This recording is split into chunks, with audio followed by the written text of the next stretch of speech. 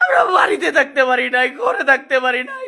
আপনারা সবকিছু আমাদের ধ্বংস করে দিচ্ছেন, সব সব ধ্বংস করে দিচ্ছেন, পুরো দল ইউনিট সব নষ্ট করে দিচ্ছেন। আমরা নৈরাশ ছিলাম, এখনো নৈরাশই রইলাম। 5 আগস্টের পরের লোক আইনা আপনারা কমিটিতে বসাইছেন, আর আমরা এতদিন পর্যন্ত আন্দোলন সংগ্রাম হরতাল করে আপনাদের কমিটিতে আসতে পারলাম না।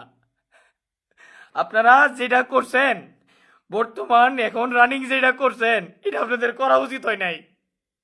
শালা সব দিনে 5 আগস্টের পরে আইনা বসাইছেন, আমার কাছে প্রুফ আছে, আমার কাছে নিয়েছেন। আওয়ামী লীগের লক্ষ লক্ষ জমি থাকা সত্ত্বেও কমিটি দিচ্ছেন, আর আমরা আমাদের জীবন যৌবন সব ধ্বংস করে ফেলছি এই ছাত্র দলের জন্য। আর আপনারা আমাদেরকে রাখেন নাই।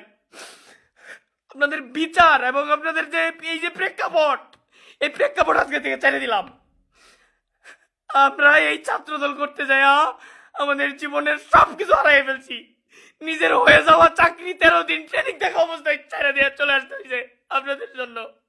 আর আমাদের জঙ্গি সিল মারা হয়েছে, আমরা সবকিছু চাইরা চইরা এই স্বৈরাচার পতন করলাম।